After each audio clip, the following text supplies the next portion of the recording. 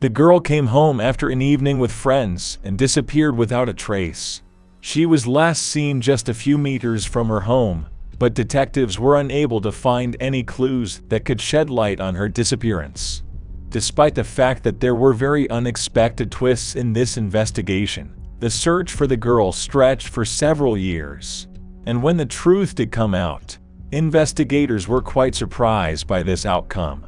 Lynsey Eklund was born on July 22, 1980 in Placentia, California. The girl was the youngest child in the family. She had 2 older brothers, with whom Lynsey was very close. At an early age, the girl and her mother were involved in a car accident that left Lynsey seriously injured. She was in a coma for a month, and doctors made disappointing prognosis. However, the girl recovered, although the accident led to serious consequences for her health, and her left arm and right leg partially lost their mobility. Despite this, Lynsey lived a full happy life. She loved animals very much. The girl worked as a volunteer in local shelters for a long time, making every effort to change their lives for the better. In addition, in high school, she began donating her blood for people in need. She even had to lie to doctors about her age, since only adults could donate blood.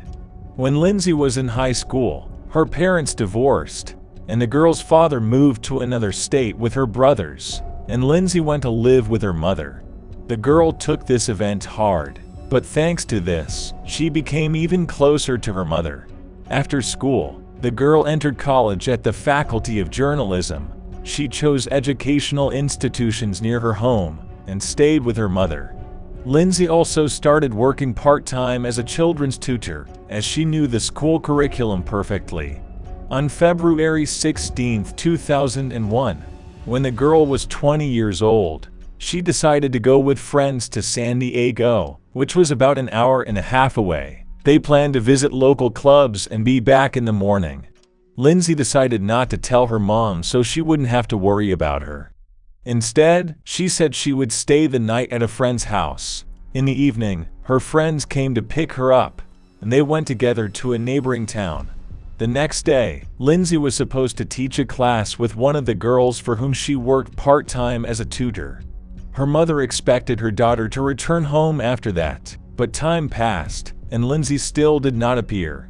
Her mother couldn't get in touch with her because she didn't have a cell phone.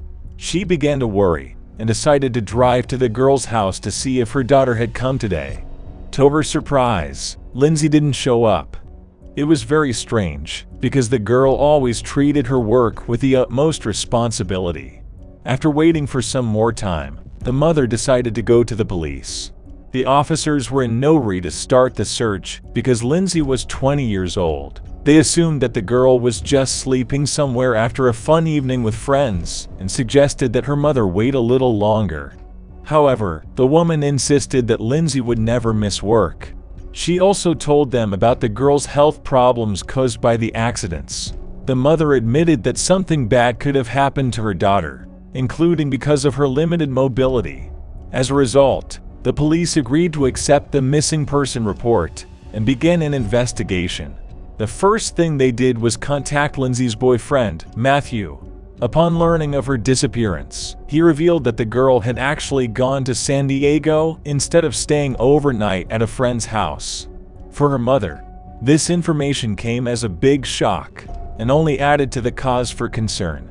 The guy added that Lynsey went there with 2 friends and one friend who was driving.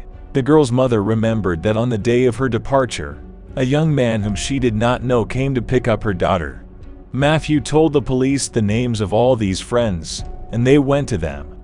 2 of Lynsey's friends said that the company planned to visit several clubs in San Diego that evening. However, they faced a problem. Given that some of them were under the age of 21, they were not allowed into the establishments they wanted to enter. In the end, they decided to go back. The company arrived in their city at about 4 in the morning. According to a guy named Chris, who was driving, he first dropped off 2 girlfriends and then drove Lynsey to her house and drove to his place.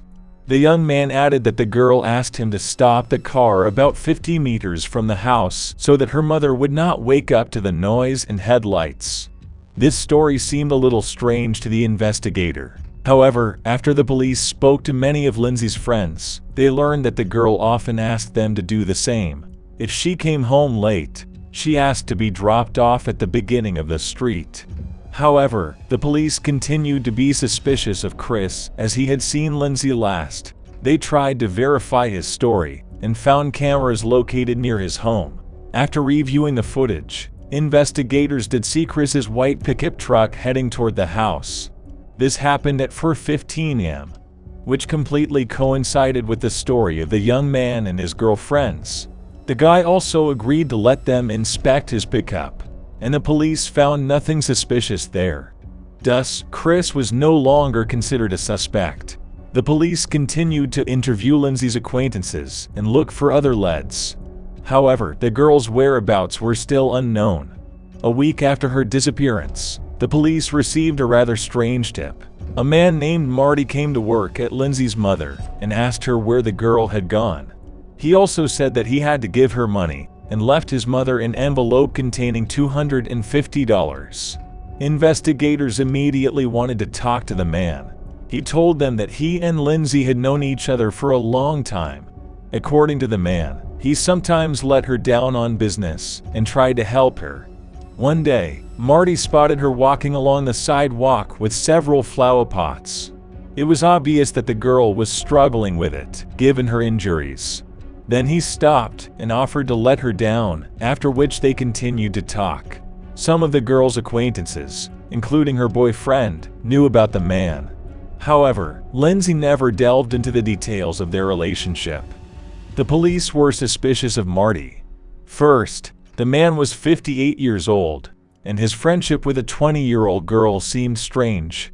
Secondly, the investigators found out that he introduced himself to her under an assumed name. Marty explained this by saying that he didn't want Lynsey to find out about his family, and vice versa.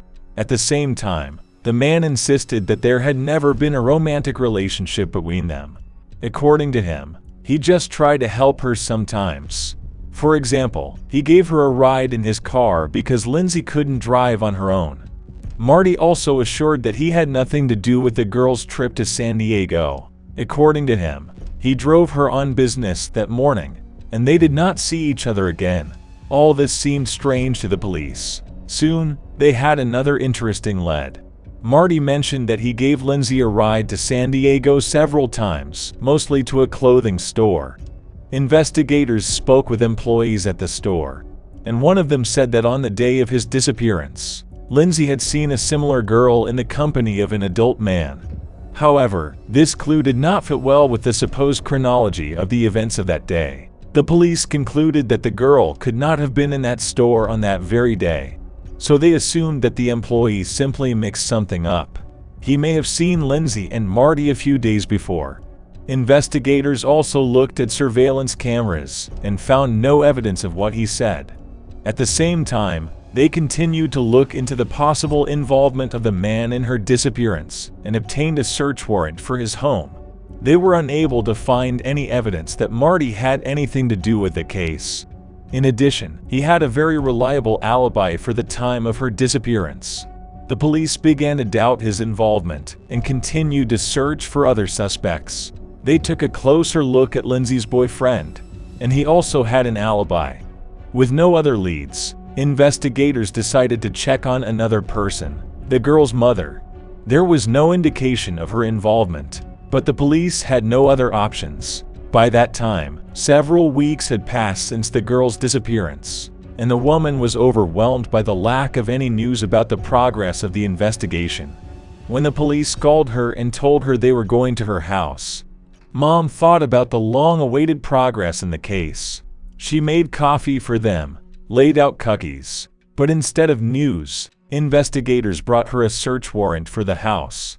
They took shovels and sniffer dogs with them, searched all the premises and the backyard, but found nothing. The woman was annoyed by the fact that she was suspected of missing her own daughter. To make matters worse, in the month that followed, the case was completely frozen, as investigators had no other leads. A year after the disappearance, the police spoke again to all those involved in the case. The expectation was that the culprit of her disappearance could change his story, and it would be possible to cling to it. However, this did not bring the desired result. In the years that followed, there was also no progress. The girl's mother periodically walked around the city and pasted leaflets with information about her disappearance. 7 years after Lynsey's disappearance, the police reviewed the case and decided to refer him to the Unsolved Crimes Unit. There, he was taken over by Detective Larry Montgomery, who had a reputation for solving even the most hopeless cases. He began to carefully study all the available materials. This process lasted for 2 years. Larry concluded that Marty most likely had nothing to do with her disappearance. Based on all his testimony, the detective believed that the man was really telling the truth and was very worried about the girl. In addition, he himself came to Lynsey's mother after she went missing. Given that none of the girl's acquaintances even knew his name, the man could have remained completely out of sight of the police.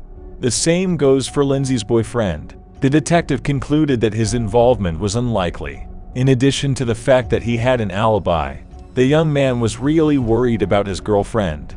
In the end, he was left with only one suspect, Chris. When the detective got to the recording, his conversation with the police a year after his disappearance caught his eye. First, the guy was talking about the girl in the past tense, even though she was listed as missing, not dead. Secondly, he gave a strange answer when asked for his opinion, and possibly the kidnapping of Lynsey. The policeman asked him what he thought should happen to the person who had kidnapped the girl. Chris gave the most detached answer possible. He said, "Probably, this man should get some kind of time in prison." Larry then decided to take a look at his alibi. Here is the recording from the camera next to his house, which caught Chris's car. And here a breakthrough awaited him. Larry noticed that the pickup trucks in the video had black rear-view mirrors, while Chris's cars had white rear-view mirrors. It turned out that the machines on the tape had nothing to do with Chris, and in fact he had no alibi. The detective began to investigate the man, and found 2 of Chris's ex-girlfriends. They both told him pretty much the same thing. Chris was short-tempered and violent, and often resorted to physical violence. One of them recalled how a guy took a hammer in front of her and killed his pet crab because it allegedly ate fish from an aquarium. Next, Larry decided to check Chris's account of his actions the day after Lynsey went missing. Initially, the guy said that he was at home, but this also turned out to be a lie. The detective studied the history of his bank card transactions and found that on that day he paid for gas in the city of Santa Clarita, located 100 kilometers from his home. Digging deeper, the detective learned that Chris's father owned a construction company and that they were doing an order in Santa Clarita. Larry couldn't find any official records of Chris working there, so he tracked down several employees involved in the project in 2001. All of them confirmed that the guy had indeed worked with them and was a tractor driver. In addition, Larry found additional confirmation of their words. In those days, his bank card received sums that could well have been gray wages for work. All this led the detective to alarming conclusions. The guy repeatedly lied to the police, and also went to a construction site, where he had access to a tractor. Larry speculated that Chris might have buried the girl's body there, and decided to organize a search operation. But he had a serious problem in front of him. By that time the construction had already been completed, and the building was now located on the ground. For several months, the police searched the area, using search dogs, but all this did not bring any results. Then the detectives decided to go for a trick. They found a young policewoman, and asked her to pretend to be a student who works part-time at the local newspaper. She went to Chris's house, where he lived with his wife and child. The woman told him she was writing a story about the Lynsey case, and asked him to answer a few questions. The man agreed, and then she said that the police had just found her remains. His reaction exceeded all the expectations of the detectives. Chris turned white, said he didn't have time to answer questions right now, and threw the journalist out the door. Over the next few days, the police set up surveillance of his home. They hoped that the false information about the discovery of the remains would cause him to make a mistake and lead them to Lynsey's body. A couple of days later, Chris left the house at about 3 a.m. and went somewhere. The police tried to follow him unnoticed, but the man realized this and turned around, heading for the nearest police station. There he reported that someone was following him, and then returned home. After that, the detectives were left with only one option. They arrested Chris and brought him in for questioning. Given that there was not a single serious piece of evidence against him, the police needed him to confess. Larry talked to him for almost an hour. He said that they knew about fake alibis, false interrogations, and so on. The detective tried to extract a confession from him using a variety of tactics. Eventually, he asked Chris if the murder was planned, and there was a long-awaited breakthrough waiting for him. The man said no, and from that moment on, his confession began. The detective played along, telling him that he had to have some good reason to kill Lynsey, and if he told him the truth, the cops would be able to help him. Chris then stated that he was going to take Lynsey home that night, but Lynsey offered to go to his apartment because she did not want to wake her mother up in the middle of the night. Once there, he tried to kiss her, but the girl pushed him away and said that she did not want to have any intimate relations with him. Then Chris went to the kitchen, drank some vodka and came back, intending to kiss her again. This time the girl was already asleep, and then the guy tried to pull off her clothes. Lynsey woke up and said she would call the police, then reached for her home phone. Chris was furious and tried to stop her, but the girl grabbed the phone by the wire and hit him in the face with it. After that, Chris became enraged, pounced on Lynsey and strangled her. He then took the body out of the apartment, put it in the trunk, and drove it to Santa Clarita, where he buried it at a local construction site. According to detectives, this story was partially fictional. Chris arranged it in such a way as to create a reason for himself to commit this murder. The decisive factor was allegedly the fact that the girl hit him in the face with a phone. But there was one nuance. When the police first interrogated the guy, there were no abrasions or scratches on his face. And given that, according to his story, Lynsey struck with a heavy phone, it couldn't have gone unnoticed. However, the veracity of some details did not play a significant role, since the detectives had a confession to the murder in their hands. They took Chris to the site of the construction site in 2001, and he showed them the approximate burial site. On the same day, the police retrieved a blue shoe that belonged to the girl, followed by her remains. Chris was charged with murder, and the case was prepared for trial. Suddenly, the detectives were faced with one problem that could harm the entire investigation. After the man was arrested, he said something like, "I think I could use a lawyer." According to the law, if a person requires a lawyer, he does not have the right to interrogate him. But in this case, Chris formulated this in no direct way. In connection with his proposal, it was decided not to regard this fact as a violation, but otherwise all of Chris's confessions could simply be considered invalid. Otherwise, the man himself did not deny his guilt and made a deal with the investigation. He agreed to confess to second-degree murder and received 15 years in prison to life in prison. He was 32 at the time of his sentencing, so he will be able to be released at 47 if his request for early release is approved. It is noteworthy that Chris has never shown remorse or regret for what he has done. Even when questioned after his confession, he only asked how long he could get and whether he would be given the death penalty. The man also said how much he felt better after taking this weight off his shoulders.